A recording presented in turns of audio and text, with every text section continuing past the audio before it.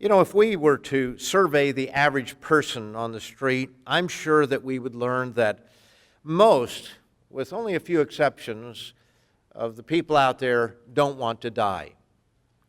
I think that's probably the case with all of you. We want to live.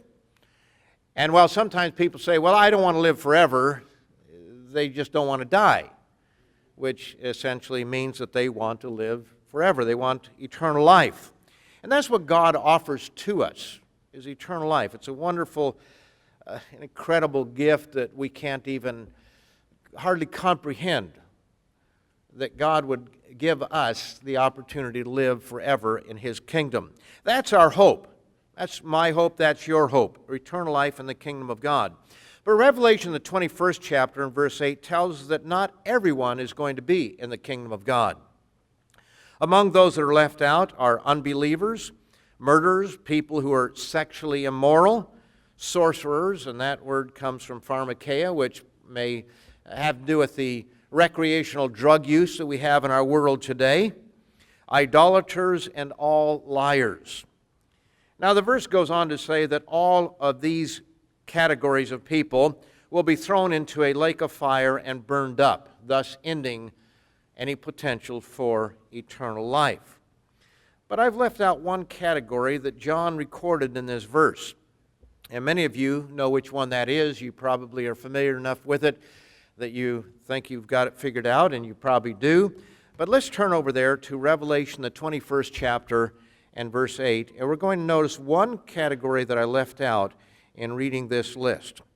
It says, but the cowardly, the very first thing was left out, the cowardly, unbelieving, abominable, murderers, sexually immoral, sorcerers, idolaters, and all liars shall have their part in the lake of fire, or the lake which burns with fire and brimstone, which is the second death. So here it tells us that the cowardly are going to be left out. And I think that sometimes people think that, well, cowardly, we're all, cowards in some way. And we think that, well, why would God exclude those people just because they are afraid?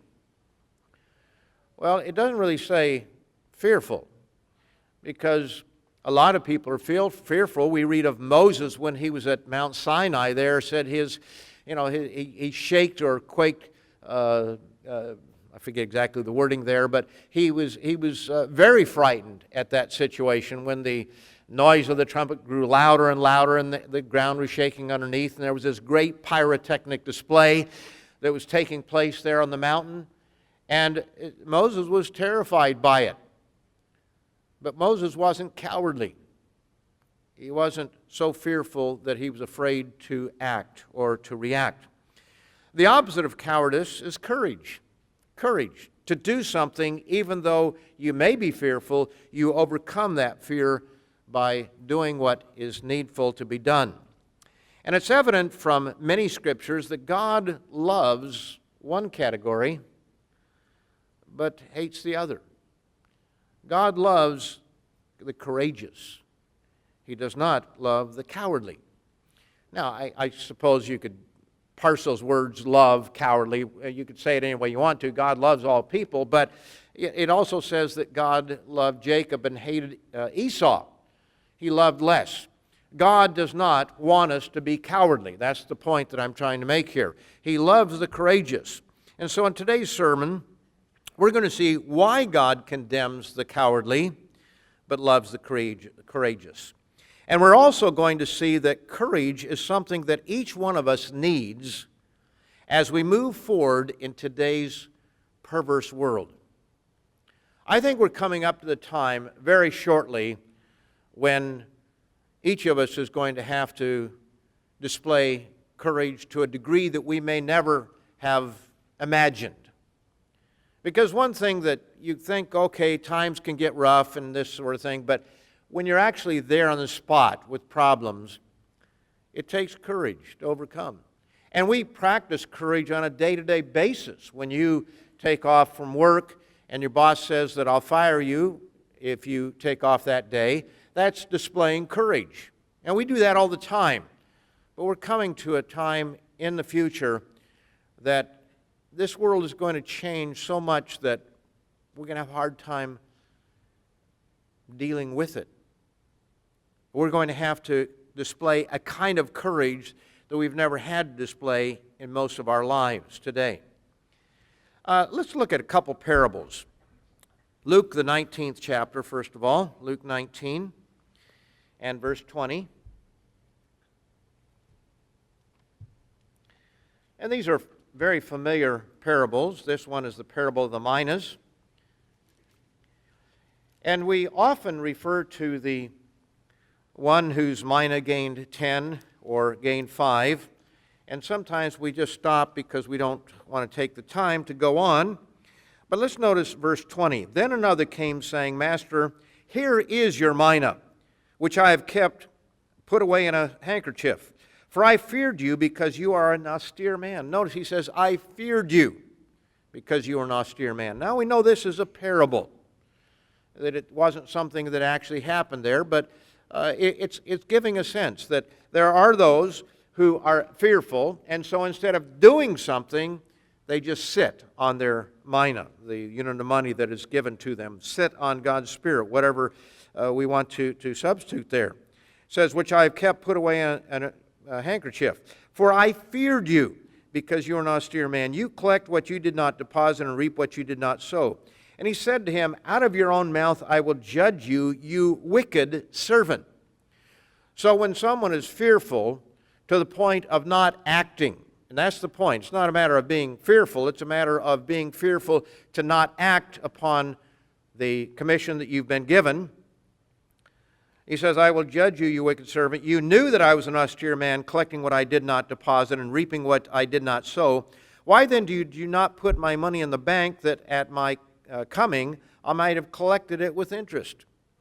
And he said to those who stood by, take the mina from him and give it to him who has 10 minas.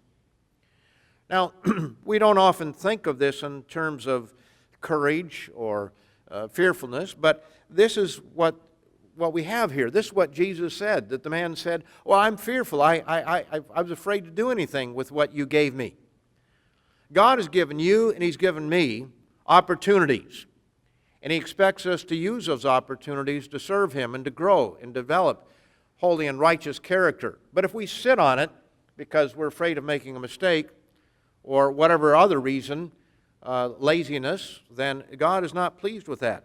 In Matthew, the 25th chapter, Matthew 25, a similar parable, but slightly different.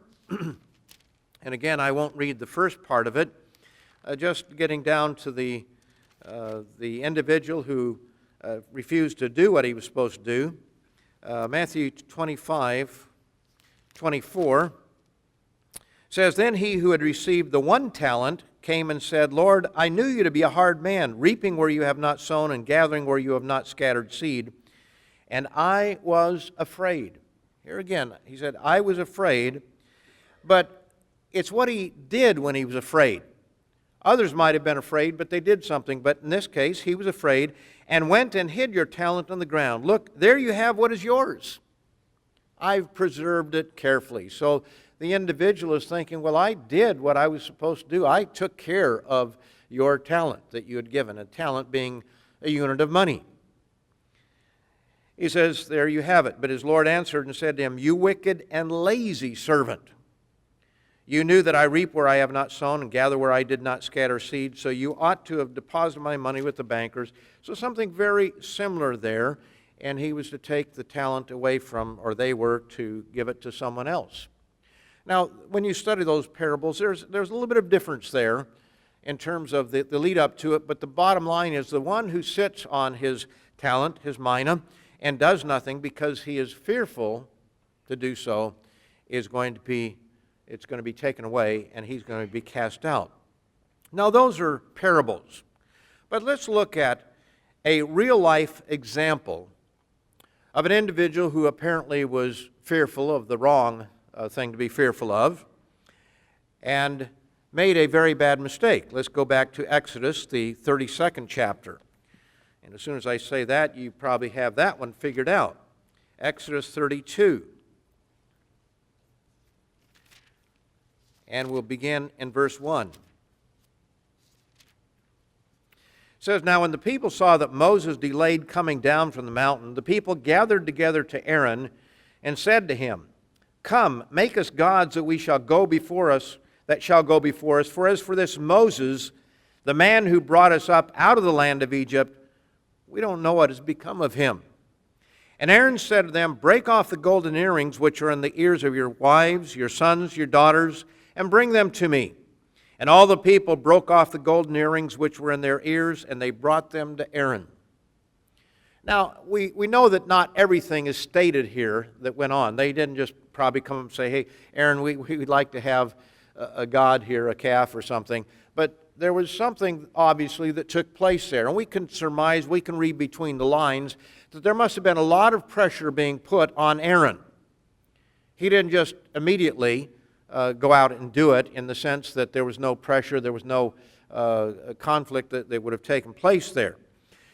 And he received the gold from their hand, and he fashioned it with an engraving tool, made a golden calf. Then they said, "This is your God, O Israel, that brought you out of the land of Egypt." So when Aaron saw it, he built an altar before it, and Aaron made a proclamation and said, "Tomorrow is a feast to the Eternal." Then they rose early on the next day, offered burnt offerings, and brought peace offerings, and the people sat down to eat and to drink and rose up to play. And the rising up to play, that was obviously quite a celebration, dancing that was no doubt inappropriate type of dancing, no doubt some very lewd dancing. We get that impression that this was more of a licentious experience that was going on there. But let's skip down to verse 19. After Moses comes down off the mountain, it says, "So it was, as soon as he came near the camp, that he saw the calf and the dancing. So Moses' anger became hot, and he cast the tablets out of his hands and broke them at the foot of the mountain. Then he took the calf which they had made, burned it in the fire, and ground it to powder, and he scattered it on the water and made the children of Israel drink it." Now it was gold. And he wasn't concerned about the value of it. He didn't just melt it down and make something else out of it. He destroyed it. He got rid of it. As much as you can destroy gold, it would have been there. If anybody knows where that stream is, there might be a lot of gold there, but I wouldn't suggest that you go there. That's probably not the source of gold that we want to have. But Moses said to Aaron, "What did this people do to you that you have brought so great a sin upon them?" Moses understood that they must have done something. There must have been some sort of pressure that was being put upon on Aaron. He said, "What did they do to you?" And Aaron said, well, do not let the anger of my Lord become hot. Moses was probably very hot at that point in time. I would think that he's saying, don't get too excited here about this. You know the people, that they are set on evil. You know what they're like. "For they said to me, 'Make us gods that shall go before us. As for this Moses, the man who brought us out of the land of Egypt, we do not know what has become of him.'" Well, it was kind of your fault, because you did take a long time before you came down. "And I said to them, well, whoever has gold, let them break it off. So they gave it to me, and I cast it in the fire." And the most ridiculous statement that's ever been made, I suppose, and this calf came out. It just jumped out. Now, it shows the degree that human nature will justify itself. But when you look at this incident, you have to believe that there was pressure that was being put upon Aaron by the people. And instead of doing what was right, his first reaction may have been that, no, we don't want to do anything like that. But as pressure was put on him, he finally gave in. It may not have taken very long to give in, but I think we can surmise that there must have been quite a bit of pressure that was put on him at that point in time.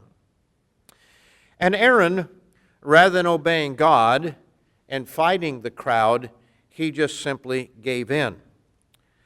Now, when you think about it, we do that from time to time, don't we?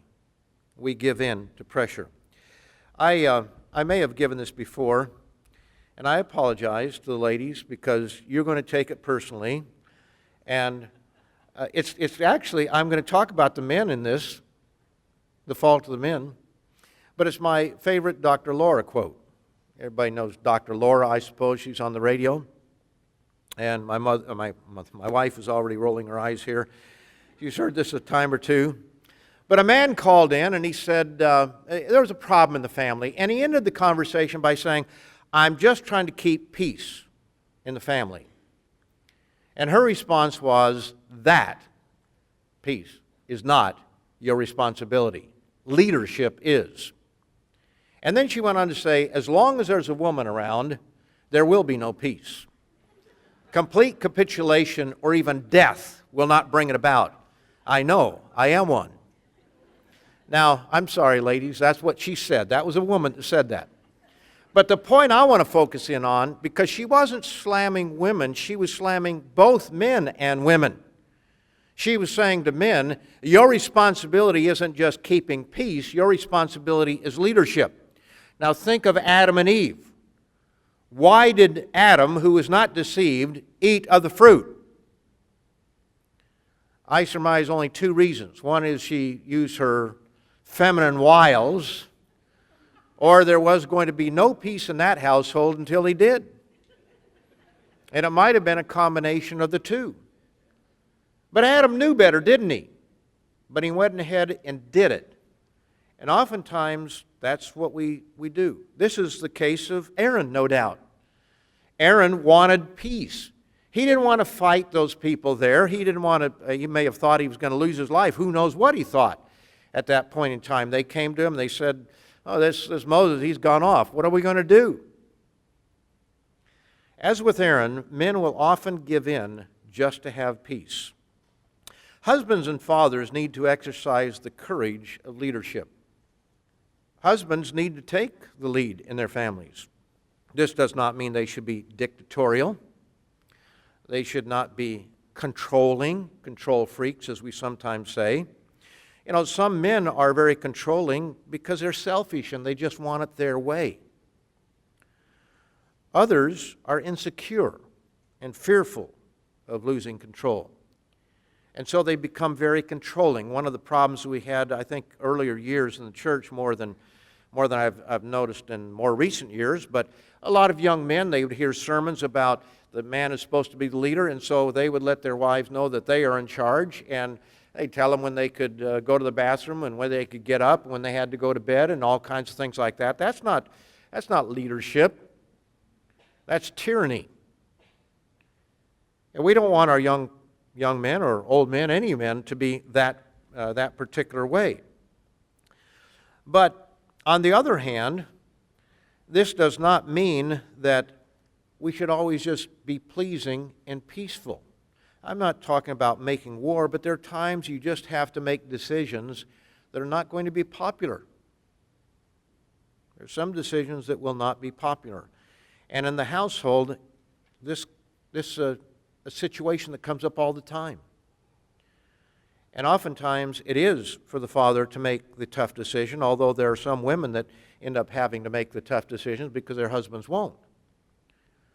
But there are times to say no. I remember over at somebody's house one time, and I so admired this individual, just the way he spoke.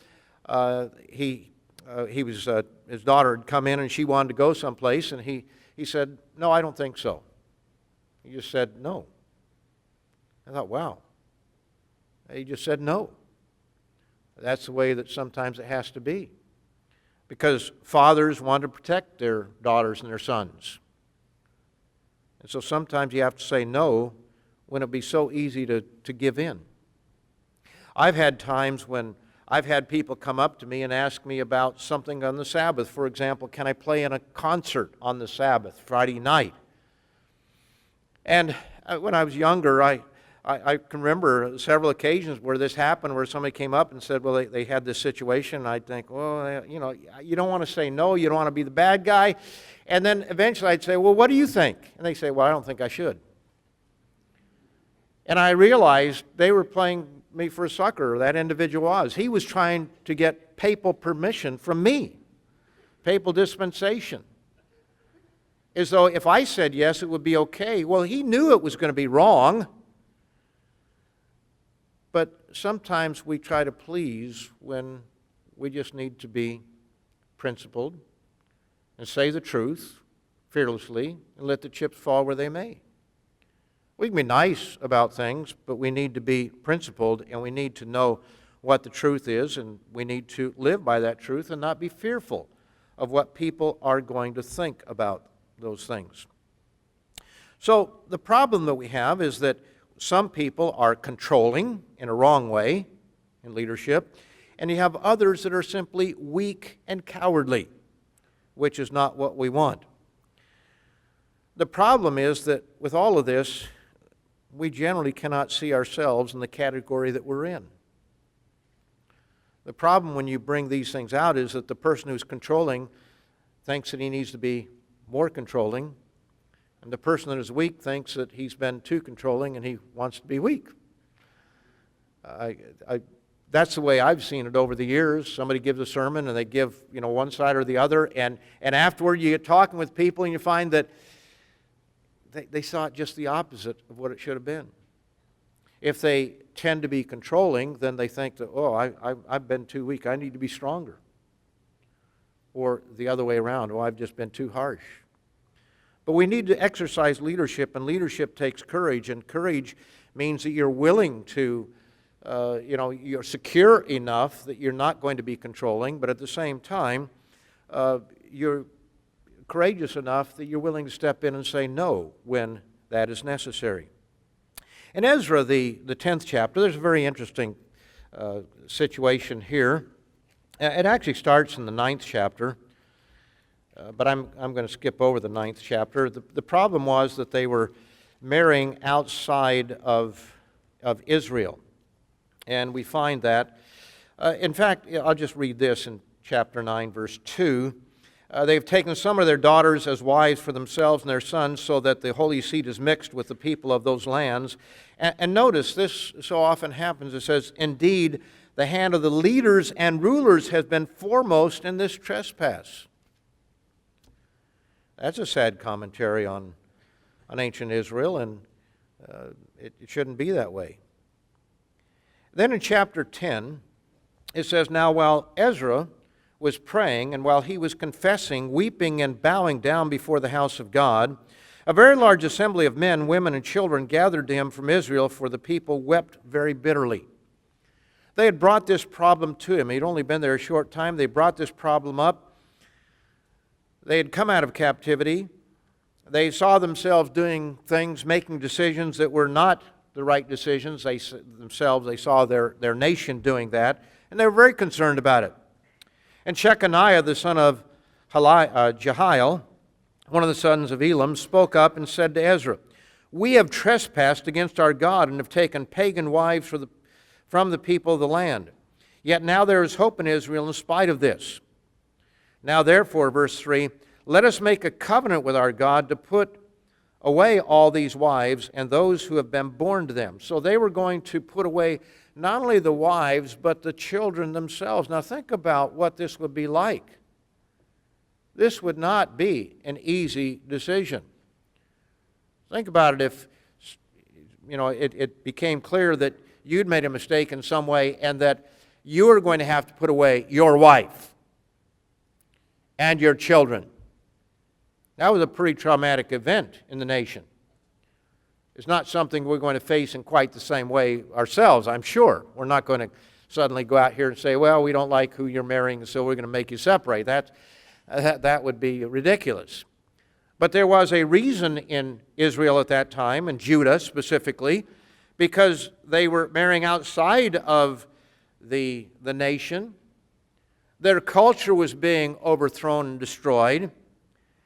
And they had violated God's law concerning this, where God had been very clear about it.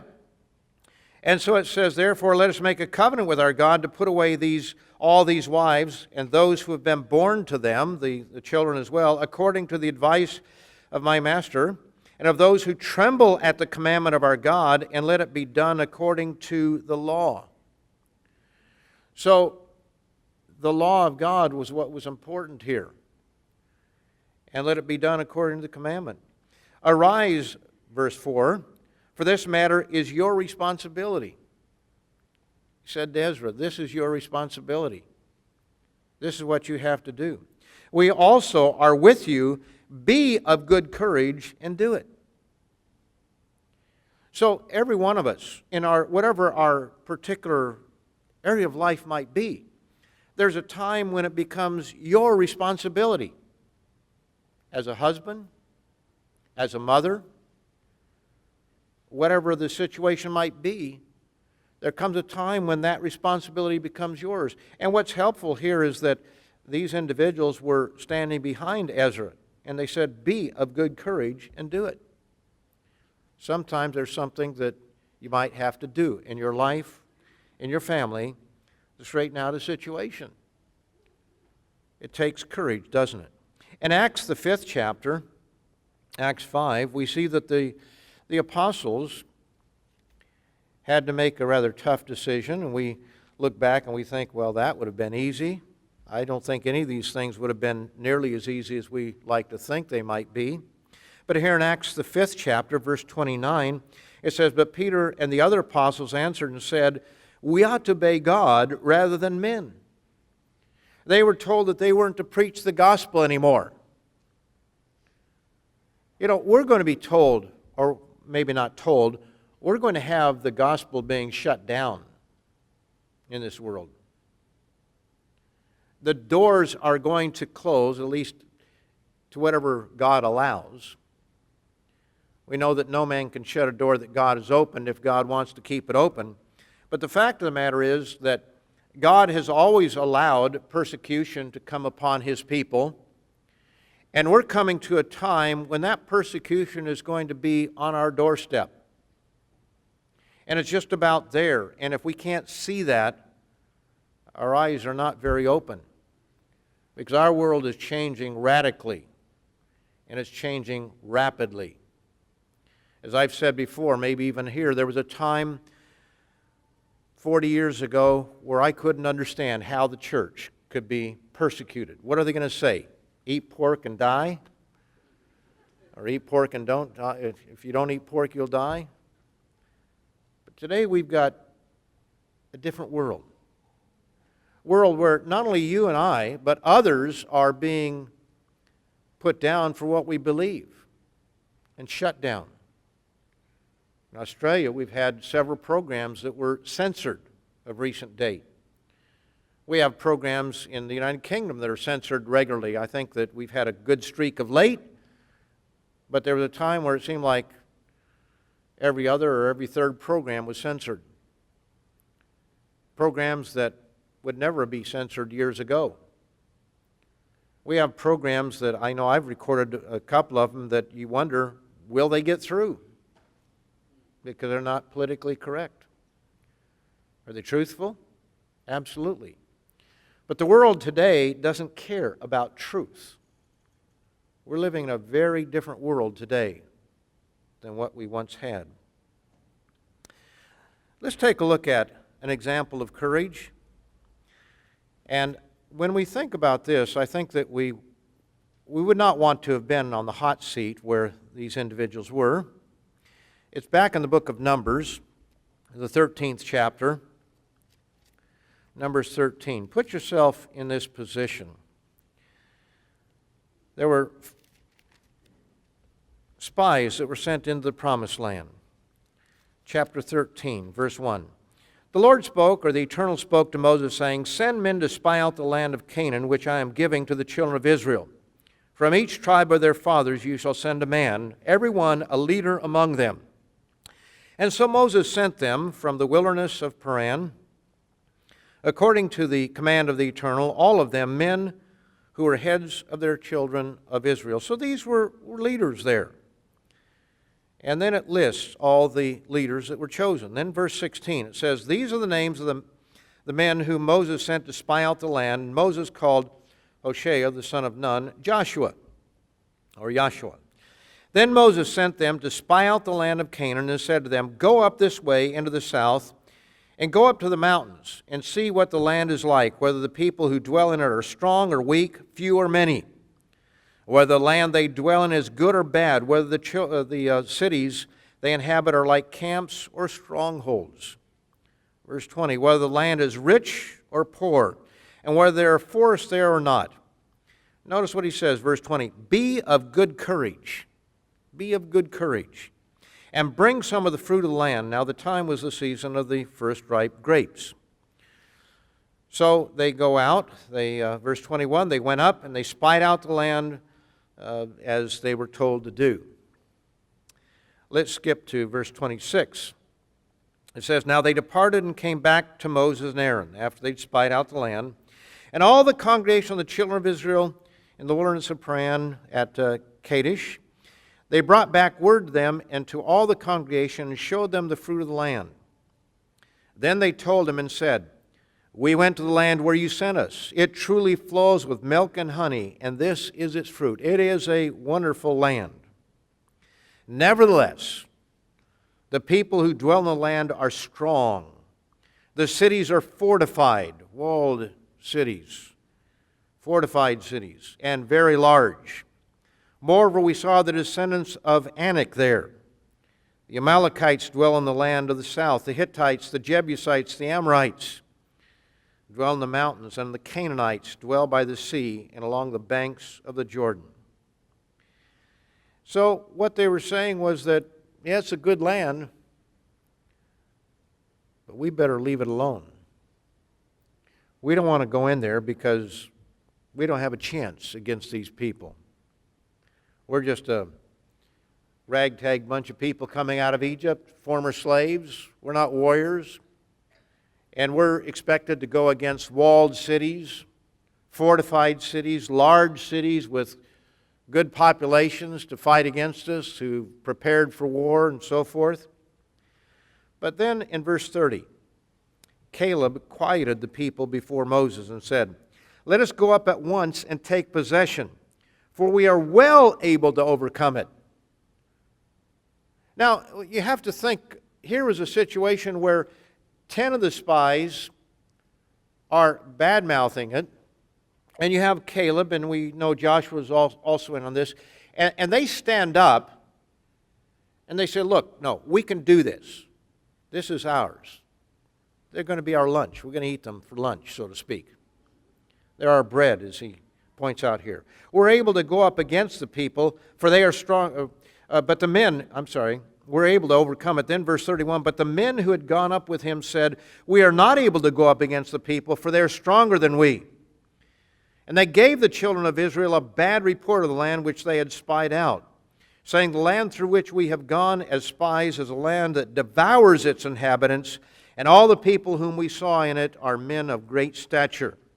Therefore we saw the giants, the descendants of Anak, which came from the giants, and we were like grasshoppers in our own sight, and so we were in their sight.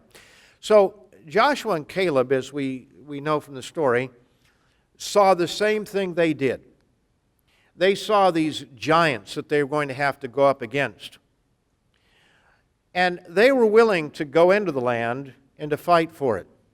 They were willing to obey God's command and to overcome, as God showed them later on, that they would overcome the city of Jericho with a miracle from God. God would do it for them and through them.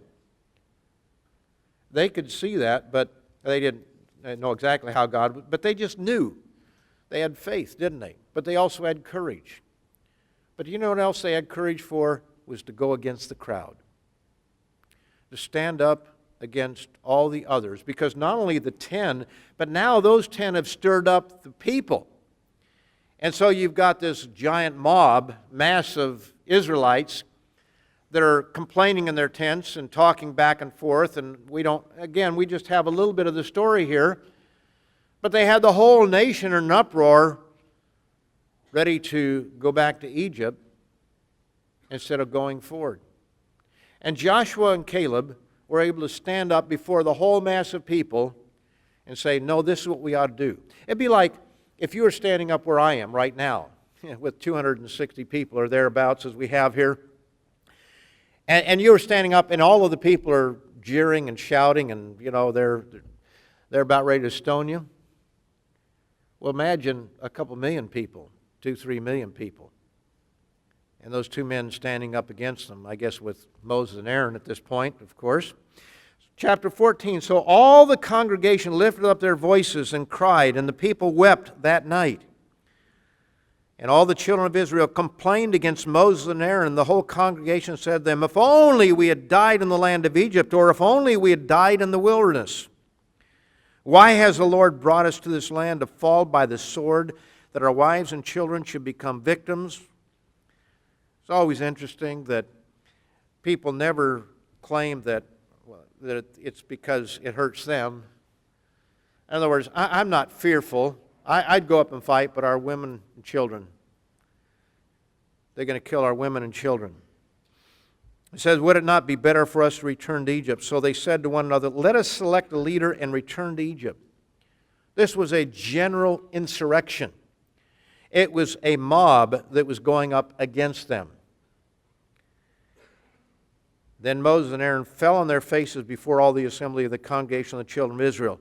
But Joshua the son of Nun and Caleb the son of Jephunneh, who were among those who had spied out the land, tore their clothes, and they spoke to all the congregation of the children of Israel, saying, the land we passed through to spy out is an exceedingly good land. If the Lord delights in us, then he will bring us into this land and give it to us, a land which flows with milk and honey. Only do not rebel against the Eternal, nor fear the people of the land, for they are our bread. They're our lunch. We're going to eat their lunch, so to speak, expression sometimes used, especially in sports. We'll eat their lunch. Their protection has departed from them, and the Eternal's with us. Do not fear them. Now, this is an incredible example of courage. Courage to be willing to go up and fight those giants in those fortified cities, but also, more immediately, to stand up against the crowd. How often do we stand up against the crowd? How often do we just shrink and are unwilling to say something? I don't mean that we should go out and every time we disagree with somebody, stand up and make an obnoxious bore of ourselves. I don't mean that. But there are times when we should stand up. I remember one of our members was taking a class, a university level class. And the question was asked, what's a family? Is a man and a wife, a man and a woman and 2 children, is that a family? Everybody raised their hand, about 35 in the class. Or what if it's just a husband or a man and a wife? Is that a family? Everybody raising their hands. Well, what if it's a woman, a widow, and her dog? Is that a family? And everybody raised their hand except our member. And the instructor called on her. Oh, you don't think that's a family? See, this is what goes on in classes. This is what our children face as they go forward, and will face it even more so. And she said, no, I don't think that's a family. It's a dog. It's not a human being. A family involves human beings. And then she said, well, what about, asked the class, what about 2 women or 2 men? Is that a family? Well, all the fearful ones raised their hands. They don't want to stand out. Yeah, that's a family, except our member. Now, she was getting a little bit nervous at this point, and she didn't raise her hand, and so the instructor said, called on her again. He said, no, I don't think that's a family. A family involves a man and a woman. 2 women is not a family. 2 men is not a family. And then the instructor said to the whole class, now see, students, this is what we're going to have to face, what you're going to have to face. There are people out there like this woman who are, Catholics, and she went on about that, and so she raised her hand and said, I'm not Catholic. But she was being put on the spot.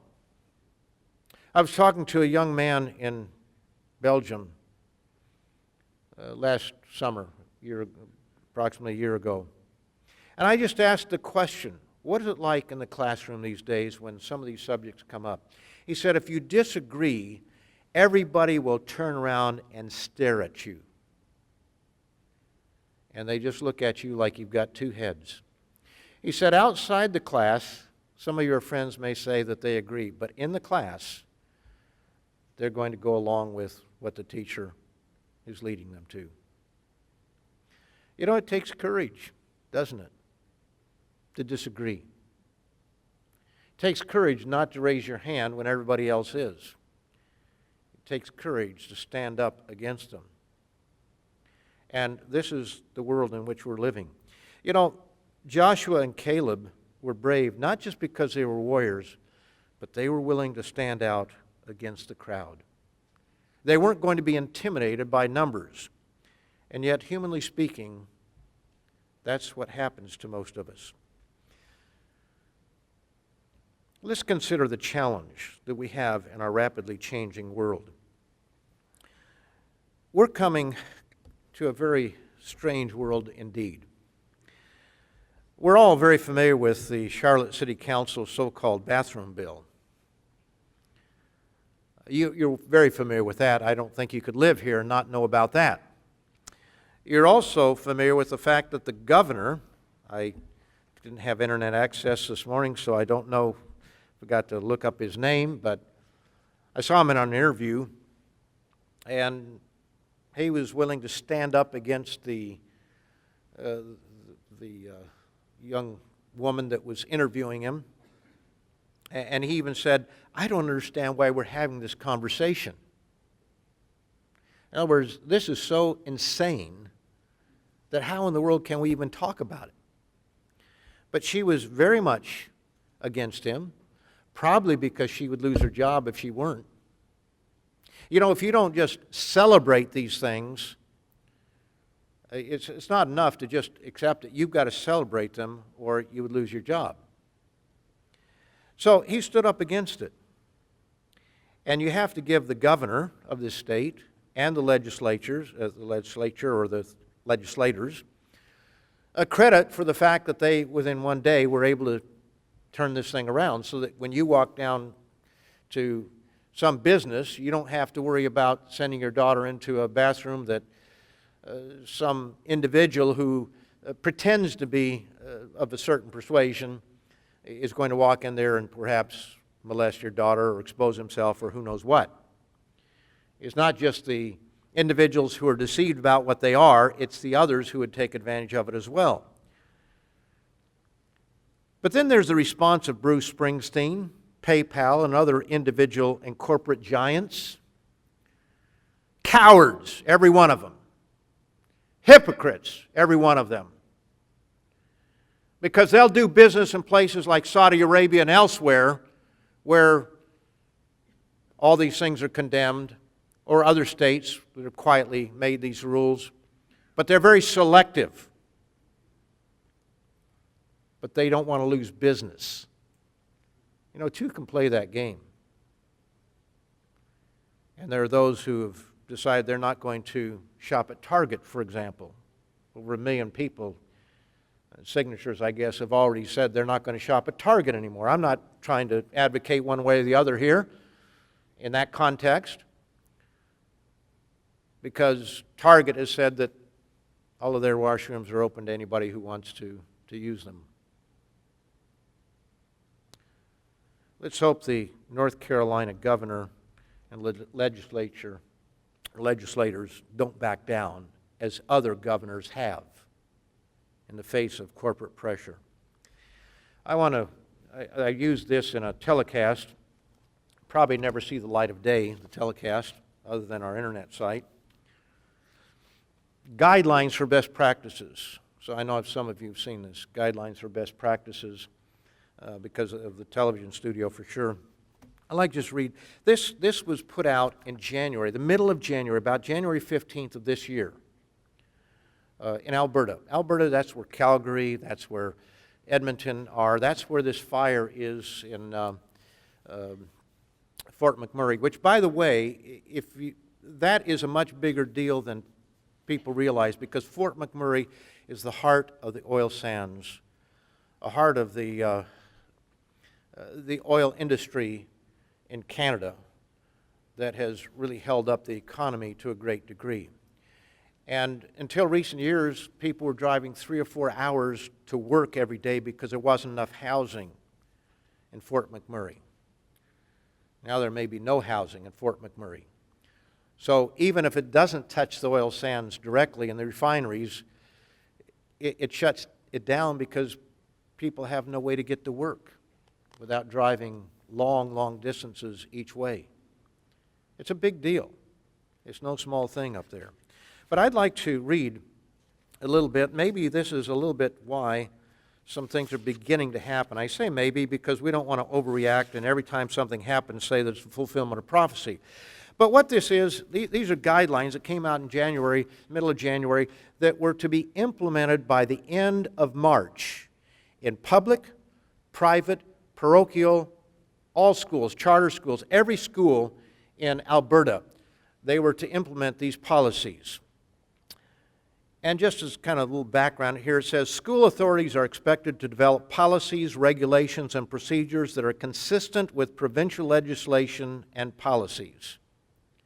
It's important that these policies, regulations, and procedures explicitly address the authorities, the schools' responsibility as it relates to students and staff who identify as lesbian, gay, bisexual, trans, footnote, two-spirit, queer, questioning, and or gender diverse, and reflect the best practices as outlined in these guidelines. Now, there's a little footnote for trans. So let's see what that says. Some individuals identify with terms such as transgender, transsexual, gender fluid, gender diverse, and agender. We have chosen to use the word trans in these guidelines as an inclusive, continually evolving, think about that, continually evolving umbrella term commonly used to describe individuals whose gender identity and gender expression differ in some way from the sex they were assigned at birth. While we recognize this umbrella term may not fit for everyone, our intention is to be as inclusive as possible. Now, it says continually evolving, and I say, these people have very fertile minds. What are they going to come up with? Dr. Meredith's latest coworker letter. Sologamy. I marry myself. Now, we had a little bit of fun of that in the office, except it's not very funny in a way. But how did this woman that was being described there have 40 friends that would actually come to see her marry herself? Unless they were just curious to see how this is going to work. It's a wonder that someone so unbalanced could possibly have that many friends. And what is she going to do when she decides to divorce herself? How's that going to work? And what if she meets somebody and decides to marry that person? Will she have to then divorce and then marry that person? I mean, what else are these people going to come up with? I think they've covered all bases, but I doubt it. I really doubt it. Let me just read a little bit more here. Because remember, this has to be implemented. And here's a chilling statement. Self-identification is the sole measure of an individual's sexual orientation, gender identity, or gender expression. Whatever the individual thinks, forget what his parents think, because you're not even allowed to tell the parents what goes on at the schools. That's part of it. Whatever that individual thinks is what he or she is. Now, there's a term for this, and I didn't have the article in front of me, so I couldn't find it, but or couldn't log onto it. There's a term for people who have an identity crisis, where they see themselves one way when in reality they're something else. So if a boy is anatomically a boy, but he sees himself as a girl, we think that we should cater to that and, oh, okay, yes, you ought to be a girl. Would we ever do that with anorexia? It's exactly the same type of a problem. It has to do with a self-identity problem. There's a term for it. Psychologists point this out, that this is, we should not be giving into this because the science is not on their side. I'm sure there are plenty of psychologists that go along with it, but some very famous ones have testified against it and said this is a very bad idea. Would we say to someone who's anorexic and is wasting away that, yeah, you are fat? You need to lose some more weight. We're doing that to children. I say we. That's being done to children because, as you can begin to imagine, some of these zealous school teachers, especially some that are of various persuasions, if somebody even hints that they think that there's something, oh, well, we need to explore that. They can change their school records. The children can. They can walk into a change room of their choice. So Johnny thinks he's Jane, goes in the girls' locker room. Some individuals may not feel included in the use of the pronouns he or she and may prefer alternate pronouns such as ze. Lived in Canada and England too long here. Z or Z, whichever you prefer. E instead of he or she. Z or Z-I-R. H-I-R instead of H-E-R. And MX instead of Mr. and Mrs., so on and so forth. This is just madness. But it's not just here in Charlotte. It's not just here or up there in Canada. Let's take a look at the United Kingdom. Try to imagine a world populated by teenagers who are neither boys nor girls, but have three genders at once. They are male, female, and androgynous, making them trigender. Other young people are known as demi-boys and demi-girls. Some differ between genders in a variety of ways. Some are bigender. Still more are trans girls and trans boys, while yet another tribe identify themselves as gender fluid. This sounds like the stuff of science fiction. I would say sounds more like One Flew Over the Cuckoo's Nest. In fact, every term I've just used comes from a questionnaire that the British government planned to submit to children ages 13 to 18 as part of a research project sponsored by the Department of Education via the £2.9 million a year Office of the Children's Commissioner for England. That's from Mail Online, 29 January 2016. It's happening all over the world. There is a spirit behind this. And who knows who all is behind it in a physical human way. God has commissioned us to be strong in this world. In Joshua, the first chapter, Joshua 1 and verses 5 through 9, you can hardly talk about courage without going to this passage. Joshua 1, verses 5 to 9 says, "No man shall be able to stand before you all the days of your life."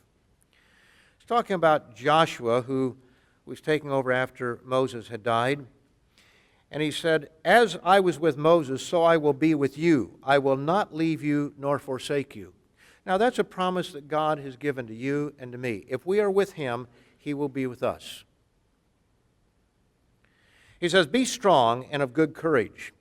For to this people you shall divide as an inheritance land which I swore to their fathers to give them." And then he says in verse 7, "Only be strong and very courageous." Why? Why did he tell him to be strong and courageous? Was it just because he was going to go up against a few giants? Or maybe he had to go against public opinion occasionally. He says, "That you may observe to do according to all the law which Moses my servant commanded you. Do not turn from it to the right hand or the left, that you may prosper wherever you go." He says, verse 8, "This book of the law shall not depart from your mouth, but you shall meditate in it day and night, that you may observe to do according to all that is written in it. For then you will make your way prosperous, and then you will have good success. Have I not commanded you, be strong and of good courage? Do not be afraid, nor be dismayed, for the eternal your God is with you wherever you go." Now, this is a promise to Joshua, but God is the same yesterday, today, and forever. And He will be with us as an organization, as a group, as a family. He will be with us if we are faithful to Him. And we're coming to a time in our world where it's not going to be easy. You know, the government can put a lot of pressure on us. They can cut off our tax status. In terms of what would it be like if you no longer can claim your tithes and your offerings as an income tax deduction. What would it be like? It would be like our people in England or many other parts of the world who are not able to do so. But as Americans, those of us who live here, that would be a significant financial hit, wouldn't it? They could do that. There's a lot of other things they can do. They can bring charges against individuals in the church, trumped up charges, ridiculous charges, just to harass and make life difficult. They can take children away from families. I don't mean to scare anybody, but they can do that. There are a lot of things that are going to happen before this is over that are not going to be very pleasant. And unlike 40 or 50 years ago, we can see how it will happen. We couldn't understand it back then, but we sure can today because of the way the world is going. Several states have passed laws to protect businesses only to back down because of the financial pressure that's being put on them. Because you see, as the governor of a state, when various companies decide to pull out and various entertainment programs begin to pull out, then you've got people who are beginning to hurt because their business is hurt. Their income is being cut. Their jobs are being lost. And when that happens, people who thought they were all for something suddenly aren't for it. But we can't change our minds. Right is right, and wrong is wrong. And I fear that if we ever get to the place where we back down from the truth, that's when God won't be with us. But I believe that God will be with us because I think that we have people in the church who are courageous and principled and will stand up. And I hope that we always do. We can't afford to back off. Ezekiel, the second chapter, Ezekiel. It is interesting that when people back off, they get run over. When they stand against the bullies, the political correct bullies, they sometimes win. Hobby Lobby stood up, and they won. Phil Robertson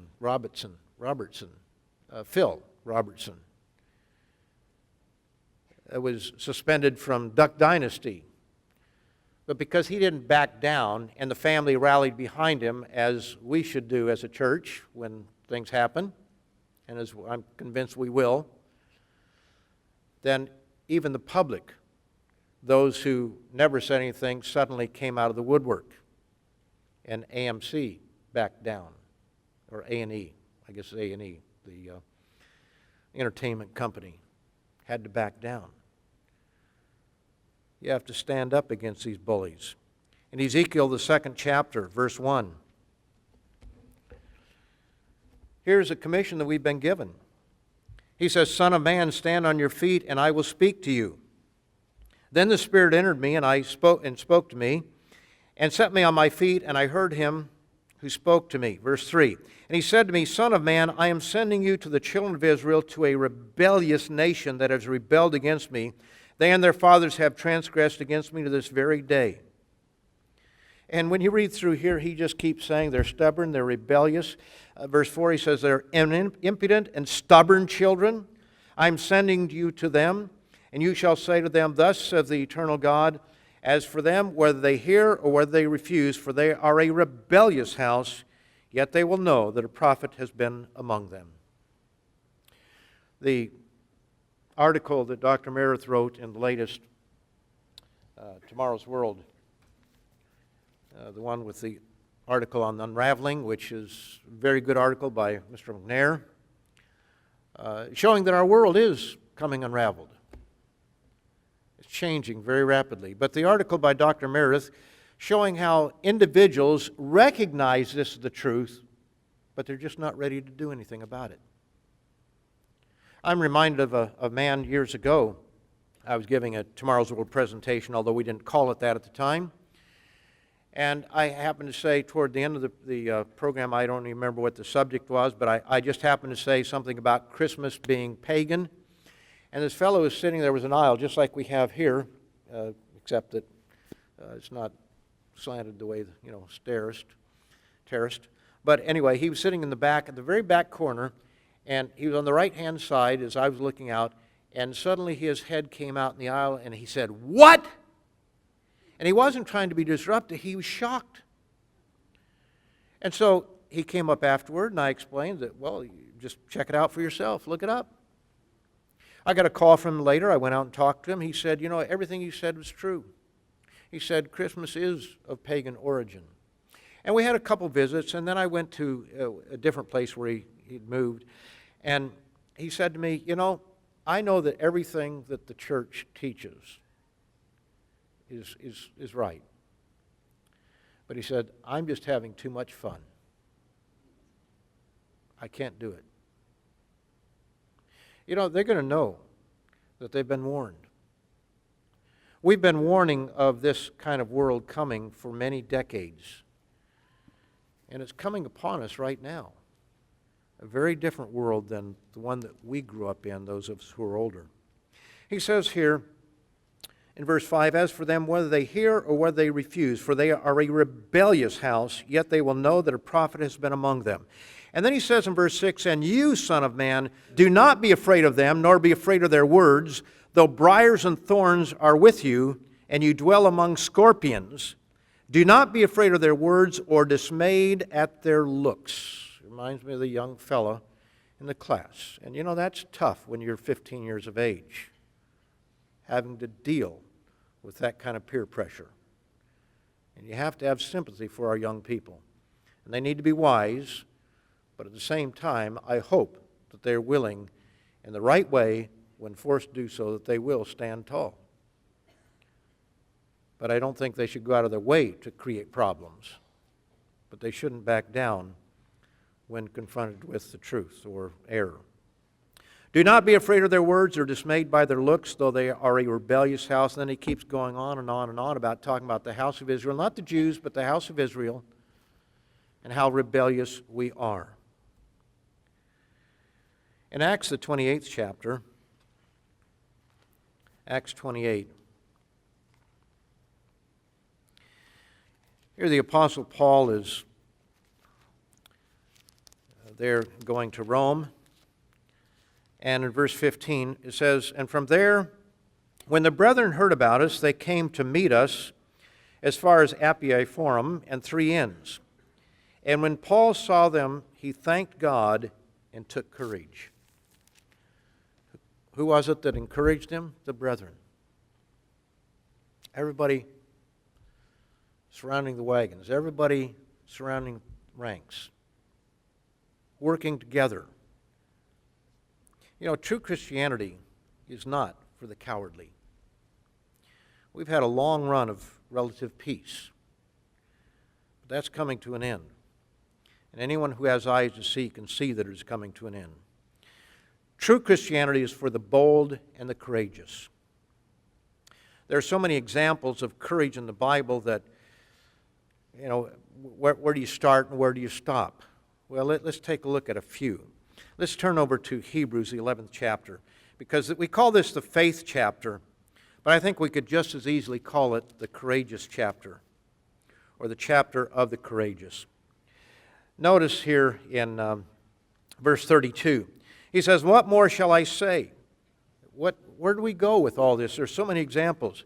He says, what more shall I say? For the time would fail me to tell of Gideon, of Barak, and Samson, and Jephthah, also of David and Samuel and the prophets, who through faith subdued kingdoms, worked righteousness, obtained promises, stopped the mouths of lions. Wow, when you think about it.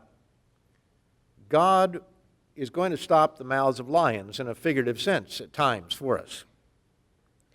Quenched the violence of fire, escaped the edge of the sword, out of weakness were made strong, became valiant in battle, turned to flight the armies of the aliens.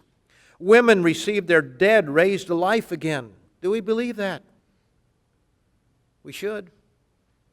I hope we do. But notice the next sentence in verse 35. Others were tortured. God is going to allow some things to happen to His people down at the end of the time. They're not going to be very pleasant. Others were tortured, not accepting deliverance. Why? That they might obtain a better resurrection. They see the big picture and they know where they are. These are people who are secure in who they are and what they believe and what their hope is. And they'll obey God no matter what the consequences, trusting that God will rescue them, as the three, as we call them, Hebrew children, Shadrach, Meshach, and Abednego. They said, we know God can save us. We expect Him to. But if He doesn't, let the king know we're not going to worship your gods. He says, others were tortured, not accepting deliverance, that they might obtain a better resurrection. Still others had trial of mockings and scourging, yes, of chains and imprisonment. So if any of us get thrown in prison, we've got really good company right here in this book. One time I gave a sermon on all the people that had been thrown in prison. It was surprising. I don't remember the number, but how many jailbirds we have in the Bible. We've got really good company. They were stoned. They were sawn in two. I always think about sawn in two. What was it, this way or this way? It really doesn't matter. It couldn't have been a very pleasant thing. Sawn in two. I mean, these people have no conscience. They were tempted. They were slain with the sword. They wandered about in sheepskins and goatskins, being destitute, afflicted, and tormented, of whom the world was not worthy. They wandered in deserts and mountains and dens and caves of the earth, maybe even losing their homes because of financial hardship. You know, there are people right now in the United States who are under terrible financial hardship because they didn't want to go along with a homosexual wedding or lesbian wedding. And there's not a lot of truth being told about this. For example, the lady out in Washington, Oregon, I forget which state it is, I think it's Washington or Oregon, it's one of those two states. And she had a flower shop, and she provided flowers for this young man as he was growing up, for the prom, for all kinds of different things. She provided flowers for him. But when she found out that he wanted her to give flowers for his wedding to another fellow, she said, look, I can't do it. They were friends, same community. And so it was the fellow's boyfriend. I don't know what you call them. The one that was going to, quote, marry him, that said something, and then the state attorney general stepped in, contrary to normal practice, and filed suit against them. And now she's having to defend herself. Her business has been affected. People have picketed her business. All kinds of terrible things have happened. We heard several examples of that at the NRB. Several examples of people suffering as a result of it. He says, of whom the world was not worthy. They wandered in deserts and mountains and dens and caves of the earth. And all these, having obtained a good testimony through faith, or we could also say through courage, I think we could use courage in this term as well, did not receive the promise, God having provided something better for us, that they should not be made perfect apart from us. And then it talks about how Christ has set the standard for us, enduring the cross, despising the shame, in chapter 12, verse 2. And then in verse 3 it says, for consider him who endured such hostility from sinners against himself, lest you become weary and, notice, discouraged in your souls. Discouraged. We don't want to lose that courage that we should have. Our world is changing rapidly, and you have to be blind not to see where we're headed. The time is rapidly approaching when our courage will be sorely tested. As it tells us in Psalm 31 and verse 23, and I'll close with this. Psalm 31, verses 23 and 24. It says, oh, love the Lord, or love the eternal, all you his saints. For the eternal preserves the faithful and fully repays the proud person.